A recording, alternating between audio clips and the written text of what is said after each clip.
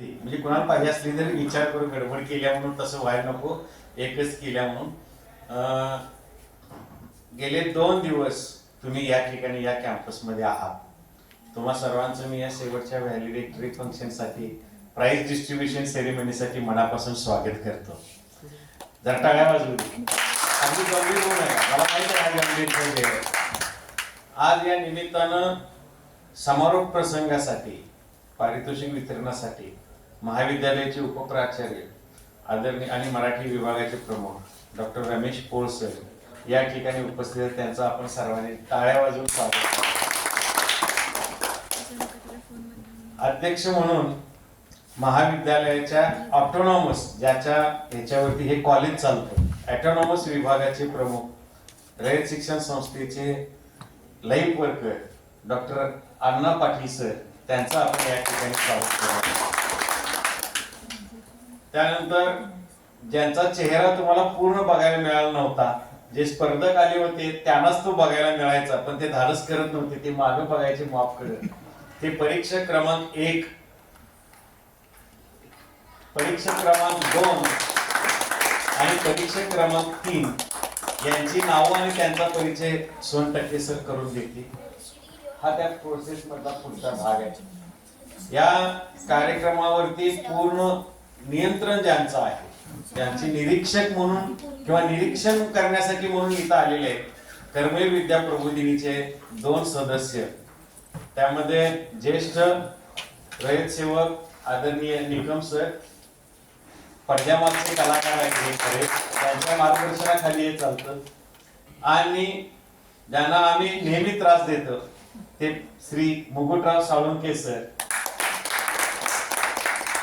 या कर्मवीर विद्या प्रबोधिनीच्या या स्पर्धेचे प्रमुख डॉक्टर देवानंद सोनटक्के सर, कायम पडद्यावर असणारे, पडदा सोडत नाही, तो काढून घ्यावा लागतो थांबा म्हणून. या ठिकाणी अजून पडद्यामागे राबणारी आमची टीम आहे, तिकडे पडद्यासमोर असणारी टीम आहे. 2 दिवस तुम्ही ज्यांना स्वस्त आहे, डॉक्टर कोमल कुंदप, डॉक्टर आणि डॉक्टर प्राजक्ता निकम. आज या ठिकाणी निकम मॅडम आणखी एक आलेले आहेत, शेवटच्या गोड कार्यक्रमाला उपस्थिती लाभली ती पाटील मॅडम, निकम नाही ना का, पाटील मॅडम, पवार मॅडम. आणि विविध महाविद्यालयांमधून जे संघनायक अजून शेवटपर्यंत त्यांनी बॅटिंग केलेली आहे, नॉट आउट आहे, मध्ये आउट झाले नाहीत. आणि पालक, तुम्ही स्पर्धक, इथले आमचे विद्यार्थी विद्यार्थिनी बंधू आणि भगिनीनो,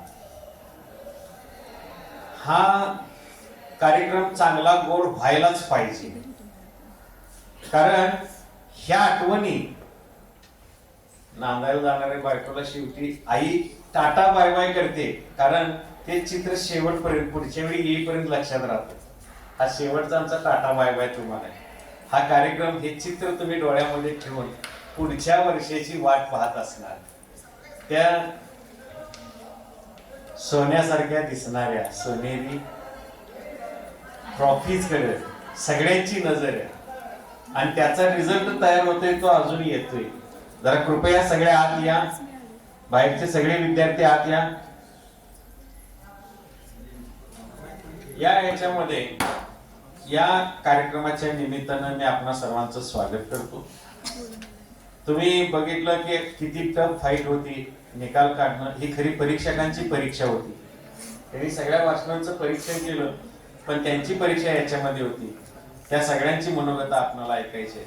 या कार्यक्रमाच्या निमित्तानं मी आपणा सर्वांचं स्वागत करतो आणि हे व्यासपीठ मनोगत व्यक्त करण्यासाठी खुलं करतो. प्रथम या कन्येचं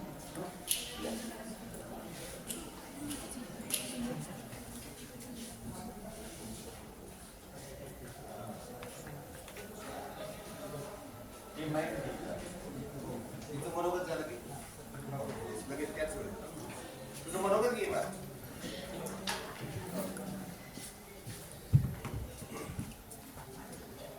हे कुठे गेला?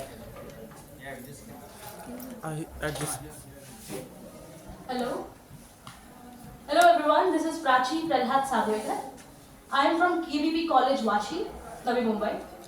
And the first time when my teacher approached me as a representative of my college in this competition, I was having a second thought because this was my first time performing at a state level elocution competition. But he assured me that everything would be impeccable and no true words have been spoken about it. The stay was hospitable, the food was just the right kind of thing that we need after an exhausting day. And I think I have no words for the kind of competitors I've had in this competition. My ego was crushed. I saw eloquent speakers and seasoned players, which I never thought I could, and so many things that I learned from this competition. But the cherry on the top was the entertaining part of it. It was not just about speaking, but also I've seen so many good mimics, singers, and future poets. I would like to thank all the coordinators and all the people who are involved in engineering this great experience of mine. Thank you. यानंतर महत्त्वाचा भाग म्हणजे तिन्ही परीक्षकांची ओळख आणि त्यांचं स्वागत. आपल्या या स्पर्धेसाठी खूप दिग्गज परीक्षक लाभले, त्याबद्दल मी त्यांच्या प्रती कृतज्ञता व्यक्त करतो. परीक्षक क्रमांक 1 डॉक्टर अनिल पांडुरंग गवळी सर, यशवंतराव चव्हाण महाविद्यालय, हलकर्णी, तालुका चंदगड, जिल्हा कोल्हापूर येथून सेवानिवृत्त झालेले आहेत. शिवाजी विद्यापीठाच्या विविध शाखांवर आणि त्यांच्या पदावर त्यांनी काम केलेलं आहे. सर शिवाजी विद्यापीठाचे अधिष्ठाता म्हणजे डीन होते, कला व ललित कला विद्याशाखा, मराठी अभ्यास मंडळाचे अध्यक्ष, मल्टी फॅकल्टी बोर्डाचे अध्यक्ष, विद्यापीठाच्या परीक्षा सुधार समितीचे अध्यक्ष, शिवाजी विद्यापीठाच्या अकॅडमिक काउन्सिल म्हणजे विद्या परिषदेचे सदस्य, शिवाजी विद्यापीठाच्या सिनेटचे सदस्य आणि महाविद्यालय विद्यापीठ व विकास मंडळाचे सदस्य, याशिवाय वेगवेगळ्या वक्तृत्व स्पर्धांचे परीक्षक होते. सर्वात महत्त्वाची गोष्ट म्हणजे सरांनी एमफिल आणि पीएचडी साठी विद्यार्थ्यांना जे मार्गदर्शन केलेलं आहे त्याचे 7 विद्यार्थी एमफिल आणि 9 विद्यार्थी पीएचडी पदवी प्राप्त केलेले आहेत आणि त्यांचा एक पदवी पीएचडी प्राप्त केलेला विद्यार्थी आता त्यांचा परिचय तुम्हाला करून देतो आहे. सरांची 19 पुस्तकं आहेत, त्यापैकी भाषा विज्ञानाची 6 ग्रंथ आहेत, अनुवादाच्या संदर्भातले तात्विक विवेचन करणारे 4 आणि संत साहित्याच्या संदर्भातले 4 ग्रंथ त्याच्यात आहेत. म्हणजे प्राचीन साहित्यापासून भाषेच्या वापरापर्यंत तुमचे उच्चार आणि ध्वनी तपासण्यापर्यंतची क्षमता असणारा परीक्षक आम्ही इथं नेमलेला आहे. लिंग्विस्टिक हे त्यांचं स्पेशलायझेशन आहे. आमचे दुसरे जे परीक्षक आहेत ते त्यांचा परिचय करून देण्याच्या अगोदर मी वनबट्टे सर आणि आमचे उपप्राचार्य सरांना विनंती करतो, पोळ सरांना, की त्यांनी परीक्षक क्रमांक 1 यांचा सत्कार करावा. डॉक्टर अनिल पांडुरंग गवळी सरांचा सत्कार सरांनी करावा.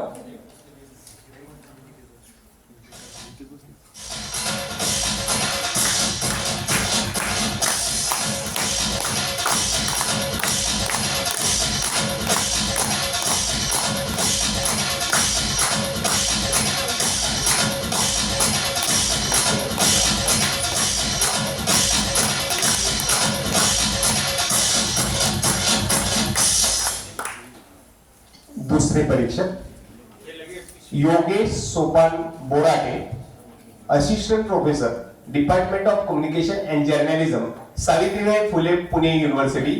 सरांची खूप मोठी समरी आहे, पण मला हे सांगायचं आहे की त्यांनी master of arts in communication and journalism मध्ये पुणे युनिव्हर्सिटीतून केलेला आहे. त्यांचा जो पीएचडीचा टॉपिक आहे तो आहे participatory communication for water conservation, a case study of Pali foundation Satyamev Jayate water cup competition. आणि सरांची स्पेशलायझेशन कशात असेल तर सोशल मीडियाचा जो वापर आहे त्याच्या संदर्भातला आहे. द सोशल मीडिया केले लेखन. एक आणखी त्यांचं स्पेशल पुस्तक आहे द पेज बुक आणि तिसरं पुस्तक आहे ते social media. The page book नावाच्या पुस्तकाचं वैशिष्ट्य आहे ते जे this book is describe the ways of using various Facebook page for political campaigning during the general election 2019 and the assembly election of states Maharashtra and Haryana, Jharkhand, West Bengal and Delhi.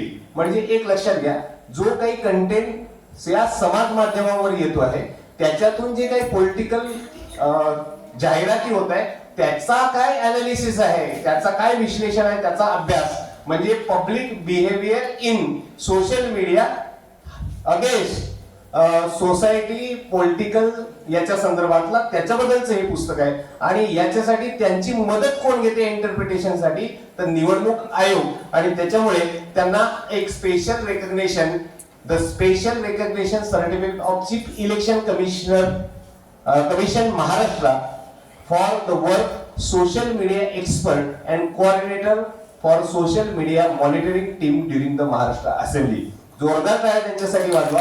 याचं कारण असं आहे, खूप मोठा biodata आहे, पण जे काही बिहेवियर सोशल मीडियाच्या संदर्भातलं होतं त्याच्याबद्दलचं मास कम्युनिकेशन आणि पब्लिक कम्युनिकेशनच्या संदर्भातलं ते स्पेशलायझेशन आहे. त्यामुळे तुमचे जे विषय होते त्या सगळ्या विषयांचं जे एक अनालिसिस आहे ते पत्रकारांच्या दृष्टीतून त्यांनी केलेलं आहे. आणि त्यांचं स्वागत पोळ सरांनी करावं अशी मी त्यांना विनंती करतो.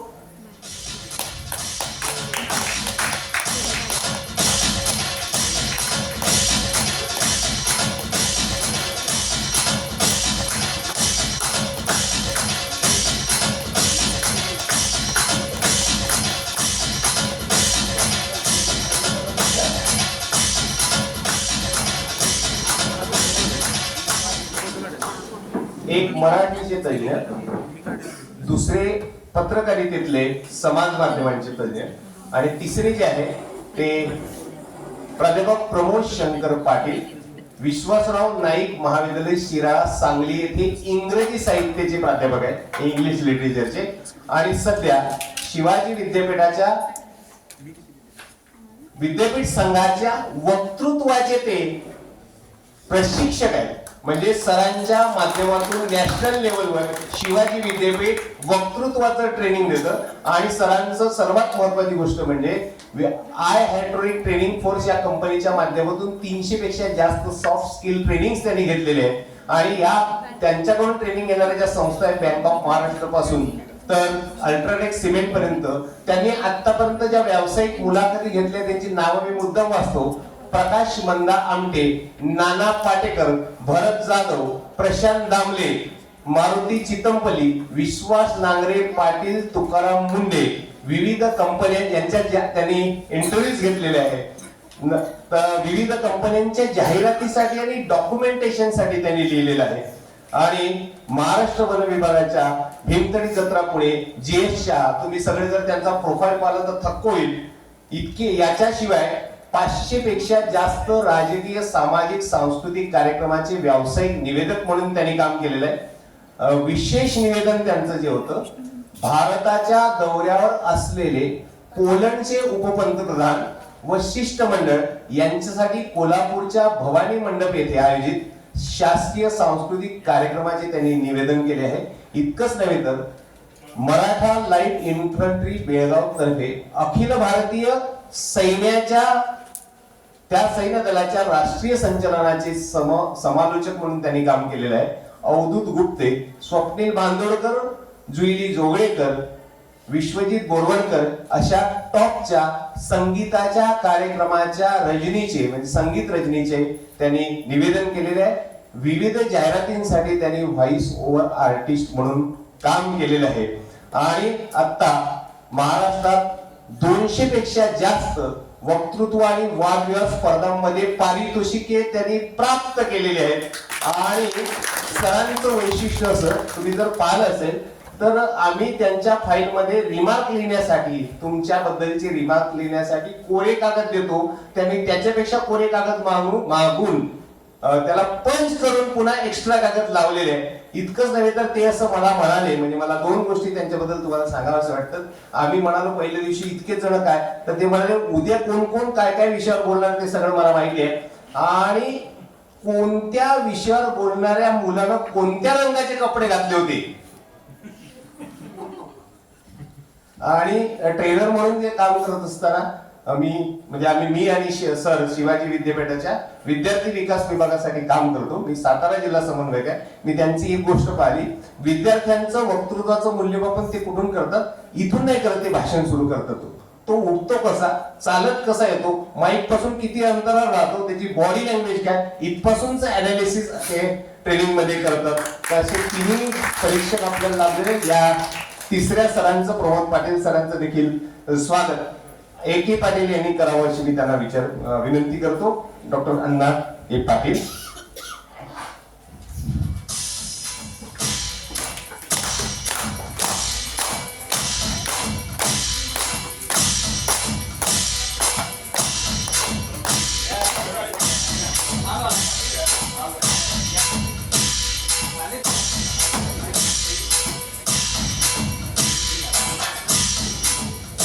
आणि मी परीक्षा क्रमांक 1 डॉक्टर अनिल पांडुरंग गवळी सर.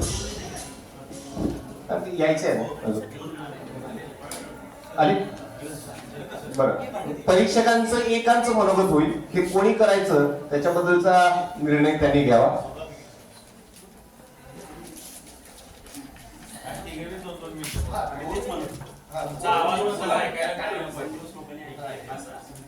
आणि एवढं 2 दिवस ऐकलं तर त्याचा बसपा बी जरा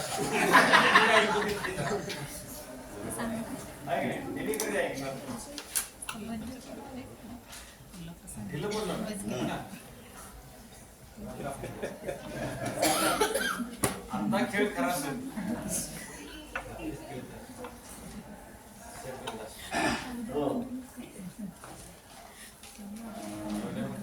या स्पर्धेचे संयोजक समन्वयक पनबट्टे सर, देवानंद सोनटक्के सर, कॉलेजचे उपप्राचार्य रमेश पोळ सर, त्यांचे सहकारी बाबासाहेब नाईक, कोमल कुंदप व त्यांच्या सहकारी कसबे सर, व्यासपीठावरील संस्थेचे पदाधिकारी, माझे सहकारी प्रमोद पाटील, योगेश बोराटे, स्पर्धक आणि विद्यार्थी मित्र हो. वेळ झालेला आहे. अगदी कमी वेळेमध्ये काही निरीक्षण मी नोंदवतो. काही वाक्य या स्पर्धे मला आवडली, स्पर्धेमध्ये ती मी नोंदवतो. म्हणजे अगदी टिपिकल काही गोष्टी, बाकी जास्त आधार मी लावतच नाही. तंत्रज्ञानामुळे श्रमप्रतिष्ठा, सर्जनशीलता नष्ट झाली. अगदी बरोबर आहे. AC गाडीतून जिमला जाणारा माणूस, हे टिपिकल वाक्य आहेत काही. गळा भेट नसे नाका, डोळा भेट होते ना, हे मस्त वाक्य आहे. गौतम बुद्ध आणि पावलो काउली यांचे अल्केमिस्टचे उदाहरण, गौतम बुद्ध आणि पावलो काउली यांचं. आणि वैशिष्ट्य या स्पर्धेचं असं आहे की एकाही स्पर्धकानं दुसऱ्या स्पर्धकाच्या भाषणाची नक्कल किंवा कॉपी केलेली नाही. एखादं वाक्य असेल पण निम्म भाषण किंवा 1/4 भाषण वगैरे त्याची कॉपी असं कुठेही झालेलं नाही. ललित विषय एक होता याच्यामध्ये, या स्पर्धेमध्ये, तो म्हणजे नाती फार सुंदर असतात आणि ललित विषय मांडण्यासाठी खूप कसरत करावी लागते. पण वैशिष्ट्य या स्पर्धेचं असं आहे की या विषयावरती बरेच विद्यार्थी बोलले, पण हा विषय मांडण्यास अवघड आहे. एक मुलगी होती, तिनं साहित्यिक, सामाजिक, सांस्कृतिक अशा तिन्ही क्षेत्रातील विविध नात्यांची उदाहरणं घेतलेली होती. सर्व विषय अगदी अभिनिवेशानं वक्त्यांनी मांडलेले, त्यांच्या भूमिका मांडलेल्या आहेत. पण बऱ्याच वेळा कसं होतं पा, विषय होकारात्मक असतात आणि अभिनिवेशामुळं आपण त्याची नकारात्मक बाजू जास्त मांडतो. मग तो संविधान विषय असेल किंवा ह्या नात्यांबद्दलचा विषय असेल. फक्त या मी जसं म्हणालो की सांस्कृतिक, सामाजिक आणि साहित्यिक नाती मांडली, तिथं नकारात्मक फक्त कमी होतं. अगदी शेवट 1 मिनिटामध्ये ते नकारात्मक मांडलेलं आहे, म्हणजे नाती कशी बिघडू शकतात वगैरे. रक्ताची व मैत्रीची नाती सांगता आली, पण ती अनेकांना मांडता आली नाही. पाडगावकरांची कविता होती, पण कुसुमाग्रजांची प्रियमयुग कविता कुणाला आठवली नाही. चित्रपटांची सुद्धा उदाहरण देता आली असती. त्याच्यामध्ये कास्ट आवे हा चित्रपट आणि ब्युटिफुल माइंड हा चित्रपट याची उदाहरणं आपल्याला सांगता आलेली नाही. आईचं पोट ज्या विश्वासानं मूल धरतं, तो विश्वास आणि पतीच्या खांद्यावरती मस्तक किंवा डोकं टेकवणारी पत्नी असं चित्र नात्यांचं कोणालाही रंगवता आलं नाही. रतन टाटांच्या वरती 6 स्पर्धक बोलले, मात्र रतन टाटांची लार्जर दॅन लाईफ हा शब्द कुणीही वापरला नाही. लार्जर दॅन लाईफची वाटचाल आणि व्यक्तिमत्व कुणालाही मांडता आलं नाही. भाषणात मोठमोठ्या व्यक्तींची, विचारवंतांची, सुधारकांची, साहित्यिकांची नावे घेतली जातात, पण त्यामागे वाचन केले जाते का त्यांचे, याबद्दल मी स्वतः आणि माझे 2 सहकारी सुद्धा साशंक आहे. संविधानावर अनेक स्पर्धक बोलले, कारण त्यात संविधान आणि प्रत्यक्ष भारतातील परिस्थिती यावर परस्पर विरोधी बोलतायत. त्या विषयाचं ते वैशिष्ट्य आहे. पण असे बोलण्यामुळं श्रोत्यांची कान टवकारतात, मात्र भारतातील जात, धर्म, प्रांत, न्यायव्यवस्था, बहुभाषिकता या कारणाकडे जाणीवपूर्वक दुर्लक्ष केले जाते. आता तीच कारणं गृहीत धरून काय केलं जातं, परिस्थिती आणि संविधान याच्याबद्दल परस्पर विरोधी विधानं केली जातात. ऊर्जा खूप आहे विद्यार्थ्यांची, सामर्थ्य सुद्धा आहे, तयारी सुद्धा आहे त्यांची. काही किरकोळ त्रुटी आहेत, मी काही मांडे, काही माझे सहकारी मांडतील. महात्मा एक स्पर्धक असं म्हणाला, दुसरा किंवा तिसरा असावा, महात्मा फुले म्हणतात माझ्यात काही फॉल्ट नसेल ना. आता सावित्री येणाऱ्या माणसाला फॉल्ट हे कसं शक्य आहे इंग्रजी शब्द घेऊन बोलणं. लेटेस्ट एक्सपिरियन्स आहे, माझा एक लेटेस्ट एक्सपिरियन्स आहे असं एक स्पर्धक बोलला. शिवाजी महाराज हे 16व्या नव्हे तर 17व्या शतकातले होते. हिंदी नजाकतदार बोललं पाहिजे आणि इंग्रजी सोपं सोपं बोललं पाहिजे असं मला वाटतं. टेस्लाचा जो ऑटो पायलट आहे, आता टेस्ला कारचा ऑटो पायलटचं उदाहरण दोघांनी घेतलं, पण ते आपल्या ह्या परिसरामध्ये घेण्याचं काही कारणच नाही. टेक्नॉलॉजी इतर किती उदाहरणं आहे. टेस्लाचा ऑटो पायलट आपल्याकडे उपयोगाचा नाही. या ठिकाणी त्या ठिकाणी खरं सांगायचं तर खऱ्या अर्थानं हे शब्द एका वक्त्यानं खूप वेळा वापरले. एकमेव वक्ता होता तो. विश्वची माझे घर हे वचन तुकारामांचं नाही, कुणाचं आहे बघा. नंतर एक मजेशीर नाही खरं तर गंभीर निरीक्षण नोंदवतो, म्हणजे मी आणि योगेशनी चर्चा केली. मागील शतक हे जीवनमूल्यांचं होतं आणि चालू शतक हे तंत्रज्ञानाचं आहे. याचा मेळ स्पर्धकांना घालता आलेला नाही. म्हणजे तंत्रज्ञान आणि जीवनमूल्य जी बोलली ना तुम्ही त्याच्यामध्ये, कारण आता चालू शतक हे तंत्रज्ञानाचंच आहे आणि मागील 100 वर्षे मागील शतक ही जीवनमूल्यांचं होतं. हे आपल्याला करता आलं असतं पण करता आलेलं नाही. जस्टिस या विषयावरती पोएटिक जस्टिस आणि अप्पर कोर्टाचा जस्टिस मांडता आला पाहिजे होता, पण तो मांडला गेला नाही.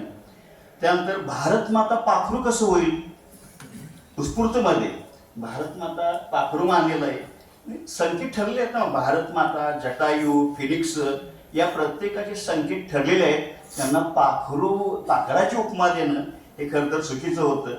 आणि मग यासाठी काय करावं लागेल, तर साहजिकच भारत बहुभाषिक देश आहे, मी नेहमी सांगतो. त्यामुळे आपणाला खूप वाचन केलं पाहिजे.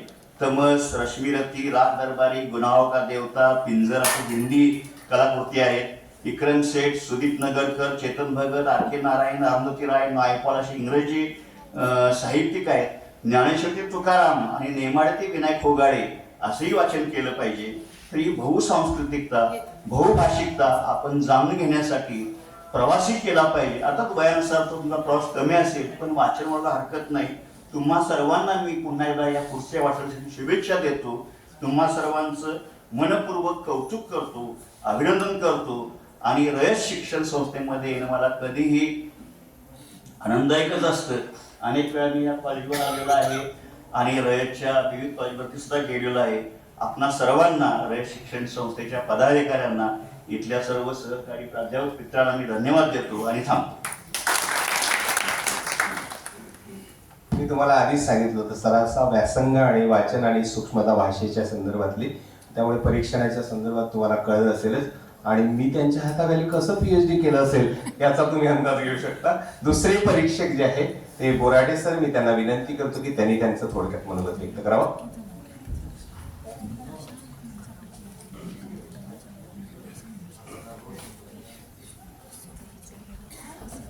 सन्माननीय व्यासपीठ आणि आत्ता काय शेवटाला जेवढी मंडळी उपस्थित आहेत ती सगळी.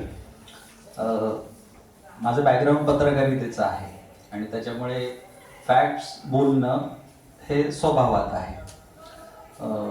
ज्यावेळेस परीक्षणाला आम्ही मंडळी बसत असतो त्यावेळेस जर आमच्याकडून पहिली गोष्ट कुठली पाहिली जात असेल तर ती असते तुम्ही किती फॅक्ट्स सांगताय किंवा फॅक्ट्स कसे फिरवत आहात.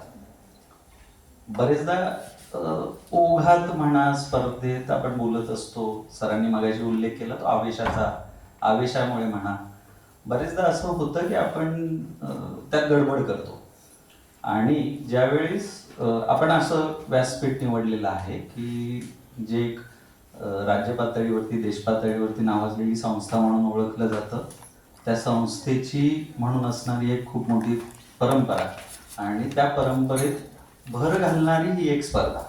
म्हणजे ही स्पर्धा तशी साधी नाही आहे आणि आपण ज्यावेळेस अशी व्यासपीठं निवडतो मित्रांनो त्यावेळेस ते गांभीर्य आपल्याकडे हवं. बरेचदा काय होतं की आज इथली स्पर्धा आहे, उद्या तिथली स्पर्धा आहे, पुढच्या आठवड्यात अजून कुठली तरी असते.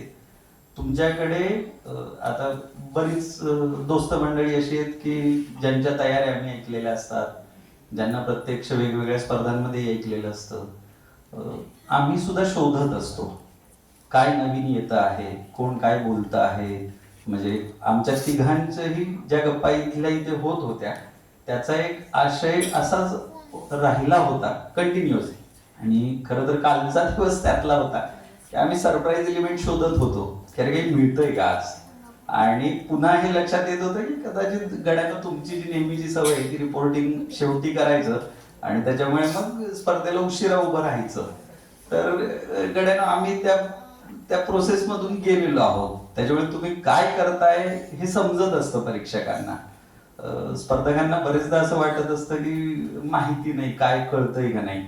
पण लक्षात घ्या ज्यावेळेस अशा स्पर्धा या पातळीवरती होत असतात त्यावेळेस स्पर्धेकडे पाहण्याचं एक वेगळं गांभीर्य असतं आणि ते आपणही जपलं पाहिजे. जशी परीक्षक म्हणून आमची एक जबाबदारी असते तशीच स्पर्धक म्हणण्यापेक्षा मी त्याच्या पुढे जातोय, एक सुजाण जाणकार श्रोता म्हणून आपली एक जबाबदारी आहे. तुम्ही इतरांची भाषणं मित्रांनो ऐकत नाही आणि तुम्हाला अपेक्षा असते तुमच्या भाषणांना टाळ्या वाजवायचं. कसं होणार आहे हे? आणि लक्षात घ्या ही फक्त स्पर्धेच्या भाषणांची परिस्थिती नाहीये. तुम्ही मंडळी युट्यूबवरची भाषणं ऐकून तयाऱ्या करून जे काही माती करताय, जो काही कंटेंट इथे रिपीट होतोय ना त्याचं कारण कदाचित ते आहे तयारी कमी पडते आहे. सरांच्या बोलण्यात जो एक भाग होता तो होता वाचनाचा. जर आपलं वाचन त्या पातळीवरचं नसेल तर ही गडबड होणं स्वाभाविक वाटतं. म्हणजे प्रमोद सरांचं माझं ते म्हणणं होत होतं कंटिन्युअसली की ती तयारी नाहीये आणि मग तयारीमधून काय चिंतन मनन आणि मग सादरीकरण येतं. तर आपण थेट सादरीकरणाला कधी जातोय ज्यावेळेस आपण ती कॉपी केलेली असते आणि ती तशी कॉपी आम्हाला इथं बऱ्यापैकी पाहायला मिळत होती. इथून पुढच्या काळात कदाचित तुम्हाला तिथं कोण सांगणार नसेल तर आता या व्यासपीठाचा मी खूप सकारात्मक पद्धतीने हा वापर करून घेतोय. जेवढे जण इथे आहात तेवढ्यांनी किमान हे समजून घ्या की समोर बसलेल्यांनाही कळत असतं कोण चांगलं बोलतंय कोण वाईट बोलतंय. वक्तृत्वातलं कदाचित नाही कळणार पण गड्यानं बेल वाजल्यावर थांबायचं जनतेला कळतं. नियम साधे सरळ सोपे असतात आणि आपण ते तेवढ्याच साध्या सरळ सोप्या पद्धतीनं ऍक्सेप्टही केले पाहिजेत आणि त्याचा तितकाच सहज विचारही केला पाहिजे. इथून पुढच्या काळात कदाचित तो तुम्ही कराल. तुम्हाला पुढच्या तुमच्या वाटचालींसाठी खूप साऱ्या शुभेच्छा. धन्यवाद. पत्रकाराच्या माध्यमातून फॅक्ट्स मांडल्याबद्दल धन्यवाद. तिसरे परीक्षक प्रमोद पाटील सर. नमस्कार. सन्माननीय व्यासपीठ आणि व्यासपीठाच्या समोरील तुम्ही सर्व स्पर्धक, पालक, शिक्षक. बक्षीस आणि स्पर्धा संपलेला वेळ याच्यामधली भाषणं काय वाटतं स्पर्धकांना याची मला पूर्ण जाणीव आहे. तुम्ही बऱ्याच वेळेला हे कोट ऐकला असेल की सिंहाला पाहावं वनात, हत्तीला पाहावं पाण्यात आणि खऱ्या वक्त्याला बघावं उत्स्फूर्त भाषणात. ज्यावेळेला पूर्वतयारीची 79 स्पर्धकांची भाषणं संपली त्यावेळेला आम्हाला प्रचंड टेन्शन आलं की काय करायचं. मी म्हणलं don't worry sir, let the battle begin in extempore. उत्स्फूर्तमध्ये खऱ्या अर्थानं सुरू व्हायला पाहिजे. पण उत्स्फूर्तची वाईट अवस्था बघितली. एका जंगलामध्ये काही हडकुळे गरीब गरुड एका झाडावर बसलेले असतात आणि 5 मिनिटात एक गुबगुबीत गरुड खाली पडतो. ते सगळे हडकुळे गरुड जातात आणि त्या गुबगुबीत गरुडाला उठवतात, त्याला पाणी पाजतात, जरासं नीट करतात आणि त्याला म्हणतात की आता जा बाबा तू तुझ्या घरी. तो 5 मिनिटं जातो, आकाशामध्ये उडतो, परत खाली पडतो. हे परत जातात, त्याला उठवतात आणि परत पाणीचा पाजतात, झाडतात, माती वगैरे, त्याला परत सांगतात की बाबा जा आकाशात परत. 3-4 वेळा झाल्यानंतर असं ते 4-5 गरुड जे हडकुळे गरीब असे होते ते वैतागतात, म्हणतात अरे दिसतोस एवढा धष्टपुष्ट, देखणा दिसतोयस, गुबगुबीत दिसतोयस आणि 5-5 मिनिटाला खाली पडायला काय झालं, तुझ्यात ताकद नाही का? तो म्हणला मित्रांनो त्याचा असा आहे की मी पहिल्यांदा 2 व्हीलर कंपनीच्या जाहिरातीमध्ये काम करायचो. लाईट कॅमेरा ऍक्शन म्हटलं की उडायचं आणि कट म्हटलं की पडायचं एवढंच मला माहित होतं. त्यामुळे मला 5 मिनिटापेक्षा जास्त उडता येत नाही. आणि दुर्दैवानं ही सगळं चित्रण तुमच्या उत्स्फूर्त स्पर्धेत मला बघायला मिळालं. म्हणजे सत्य असला तर छत्रपती शिवाजी महाराजांच्यासाठी स्वराज्य मिळवणं हेच सत्य होतं. प्रेरणा असेल विषय तर छत्रपती शिवाजी महाराजांच्यासाठी स्वराज्य मिळवणं हेच प्रेरणा. छत्रपती शिवाजी महाराज कर्मवीरांची स्पर्धा आहे म्हणून त्यांचं नाव महात्मा फुल्यांचं नाव आंबेडकरांचं, संविधानाची नाव म्हणजे wheels of the bus goes round and round, wheels of the bus. दौड चित्रपट आहे ना तसं होतं कि आगे कौन था शेर, शेर के पीछे मेरे पिताजी की इसके माँ, उसके पीछे फिर शेर, काय नाही ते गोल गोल फिरत होते. म्हणजे असं नाही आहे ना मुळात की काही कळत नाही असं. त्यामुळे तुम्हाला उत्स्फूर्त बघायला यायलाच पाहिजे. तुमचे संदर्भ टोकडे पडायला लागले, उच्चार त्याला पर्यायच नाही. मला एका स्पर्धक मित्रानं सांगितलं होतं की अरे परवा सर सिनेस्टार एक बोलला की भाषेचं बंधन नसतं, मग तुम्हाला उच्चार हे ते तुम्हाला अर्थ कळला म्हणजे झालं. कदाचित तो चित्रपटाच्या बाबतीमध्ये नाटकाच्या बाबतीमध्ये म्हणाला असेल. स्पर्धा म्हणून ज्यावेळेला गोष्ट येते त्यावेळेला कौशल्यासाठी काही नियम ठरवावे लागतात. त्यामुळं नाकी गोटीचा उच्चार जर नाकी गोटी होत असेल तर अवघड आहे. विंदा करंदीचं विडा आणि विदा करंदी जर होत असेल तर अवघड आहे. त्यामुळे एवढं पण स्वातंत्र्य घेऊ नका मित्रांनो की जे इंस्टाग्राम रील्स वगैरे बघून. माझा अजून एक कम्युनिकेशन स्किलचा छोटासा रूल आहे की when you yourself try to tell something with stand in your hands, you yourself decrease the importance of the thing. एखादी गोष्ट तुम्ही आदळून आपटून सांगायचा प्रयत्न केला की तुम्ही स्वतः त्या गोष्टीचं महत्व कमी करता. ज्यावेळेला आवेशानं बोलायला जाता, एखादा मित्र तुम्हाला म्हणला की अरे सर तुला काहीतरी गंमत सांगायची, आपण सिरियसली घेत नाही. मित्र हळूच येतो, खांद्यावरती टॅप करतो आणि म्हणतो जरा 2 मिनिटं बाजूला येतोस का, महत्वाचं बोलायचं. कुठल्या गोष्टीमध्ये तो सिरियस असेल. त्यामुळे तुमचं बोलत असताना म्हणजे शिवाजीराव भोसले छत्रपती शिवाजी महाराजांचा विषय बोलायचे त्यावेळेला त्याची पटी अजिबात वाढायची नाही, पण तो विषय पोहोचायचा. आपल्या इकडं ऐतिहासिक विषय असला, एखादा संविधानाचा, राजकारणाचा, भ्रष्टाचाराचा संदर्भ असला की आदळून आपटून म्हणजे माईकला आडवा करून बोललं पाहिजे. हे कुठून येतं मला माहित नाही अजिबात. दुसरी गोष्ट, उत्स्फूर्त बोलत असताना विशेषतः मी उत्स्फूर्तच बोलेल जास्त, कारण की पूर्वतयारी काय असतं मला चांगलं माहिती आहे. ओढून ताणून अगोदर झालेले जे 4-5 शब्द आहेत ते ओढून ताणून गुंफायचे. मित्रांनो फुलं सगळ्यांच्याकडे असतात, पण सगळ्यांच्या घराला दसऱ्याला छान तोरणं बनत नाही, त्याचं कौशल्य असावं लागतं. मुळात त्या विषयांना 4-5 जे तुम्ही जोडून सांगताय ते गुंफन होत असेल तर करा, नाही तर ओढून ताणून करायला काही हरकत नाही. मी व्यासपीठाची रजा घेताना शेवटी एवढंच म्हणतो आणि कळतं की 4 मिनिटाची बेलच नाही झाली अजून. 1 कविता, 2 कविता, 3 कविता, 4 कविता कुठून येणार. दुसरी गोष्ट अजून म्हणजे वक्तृत्वाची स्पर्धा आहे ना, किती काव्यपंक्ती सांगाव्या 5 मिनिटामध्ये. म्हणजे एक वाक्य कोटेशन, एक वाक्य कोटेशन, एक वाक्य कोटेशन, एक वाक्य कोटेशन. तर त्याचाही भान ठेवायला पाहिजे. वक्तृत्वाची स्पर्धा आहे. वक्तृत्व, एकपात्री, कथाकथन, सादरीकरण ह्या वेगवेगळ्या गोष्टी आहेत. कुठल्या तरी जाणकार शिक्षकांची मदत घेतलीच पाहिजे. आयुष्यभर रीलवर काढता येत नाही. माझा एक मित्र म्हणला की अरे सगळं ऑनलाईन यायला लागलंय, सगळं युट्यूबवर लागलंय, आपल्या शिक्षकांचं काय होणार. माझ्या हनुमंत शिंदे जो या स्पर्धेचा विजेता आहे त्याने खूप छान एकच ओळीची कविता लिहिली आहे की त्याने लिहिलं की मित्रा प्रमोद काळजी करू नकोस, कृत्रिम पावसानं धरणं कधी भरत नाही. त्यामुळे तुम्ही जे एक चांगला हाडामांसाचा रक्तामांसाचा भावना असणारा शिक्षक पाठीमागा असायला पाहिजे, जो सांगेल उच्चार वक्तृत्व नसतो, वक्तृत्व असतो. तर या छोट्या छोट्या गोष्टींना चांगली मदत घ्या लोकांची. उत्स्फूर्त बोलत असताना आनंद विषय बोलताय पण तुम्हाला राजेश खन्नांचा आनंद माहित नाही. बाप विषय बोलताय पण इंद्रजित भालेरावांची शेतामध्ये माझी झोप तिला बोराटीची झाप माहित नाहीये. म्हणजे अवघड आहे. म्हणजे तुम्ही म्हणणार की सर तुमच्या खूप अपेक्षा आहेत का. साहजिक आहे, एवढं मोठं व्यासपीठ आहे, एवढ्या मोठ्या स्पर्धेमध्ये तुम्हाला विजेतेपद द्यायचं आहे तर ते घ्यायलाच पाहिजे, त्याला पर्याय नाहीये. गाव विषय सुंदर आला होता, शहर, सामाजिक स्तर, आमचा बाप आणि आम्ही आठवायला असतं, अपघात म्हणजे खूप कविता आवडतात ना, तर अपघात विषय आल्यानंतर संदीप खरेची साध्या 2 ओळी आठवल्या असत्या तरी विषय चढून गेला असता की देवा मला रोज एक अपघात कर, तिच्याच हाताने आता जखम आया भर. तर ते म्हणजे विषयाला खूप सिरियस होऊन उत्तर द्यायची गरज नाही. उत्स्फूर्तमध्ये आम्हाला हेच कौशल्य बघायचं असते की तुम्ही किती छान खेळताय. एका इंटरव्ह्यूला गेल्यानंतर त्या मुलाला विचारलं की मी तुला 500 रुपये दिले तर आता काय करशील, तर तो खूप विचार करून म्हणाला की आता मी सर 500 रुपये 200 रुपये मी शेअर मार्केटमध्ये इन्व्हेस्ट करेन आणि तुमची आठवण म्हणून 200 रुपयेचं पुस्तक घेईन आणि 100 रुपये मी माझ्या विषयामध्ये टाकेन. त्याच्या पुढच्या कोणाला सेम प्रश्न विचारला, त्याने सांगितलं 500 रुपये. सर त्यात काय एवढं विचारायचं, प्रॅक्टिकल प्रश्न आहे, 500 रुपये आहे, तुम्ही इथून गेला की 2 मित्रांना गोळा करेन, 500 रुपयात काय होणार आहे, छान भेळ खाईन, पुस्तक वाचीन एखादा आणि मजा करेन त्या 500 रुपयाची. खूप डिप्लोमॅटिक, खूप सोफिस्टिकेटेड, खूप टेक्निकल होऊन तुम्ही दिखाऊपणा करायला गेला तर कदाचित परत घोळ व्हायची शक्यता असते. Be natural, be with a flow. ओघवतं जे सुचतं ते लागू पडतं ते असावं. खूप कमी स्पर्धक आहेत, बरेच बोलले पण बाहेर उभा आहेत तसेही स्पर्धक आहेत. एका मोठ्या कलाकाराला विचारलं की तुम्हाला मगाशी स्पर्धेमध्ये सभागृहामध्ये 10,000 ऑडियन्स होतं, आता 100च आहे, तुम्हाला वाईट वाटत नाही का, तर ते म्हणले की सभागृहात ज्यावेळेला 10,000 लोक होते तेव्हा सुद्धा मला ऐकणारे फक्त 100च होते. धन्यवाद. शेवटचं वाक्य घेऊन जा. कृत्रिम पावसाने धरणं काही भरत नाही.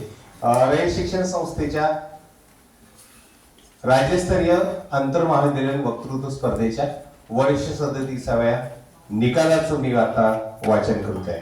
2 सूचना अशा आहेत की जे विद्यार्थी निकाल घ्यायला येतील, म्हटलं तरी सगळ्या मान्यवरांची माफी मागून आपण वेळेचं बंधन पाळूया. निकालाचं वाचन मी करतो. नाशिक ढोल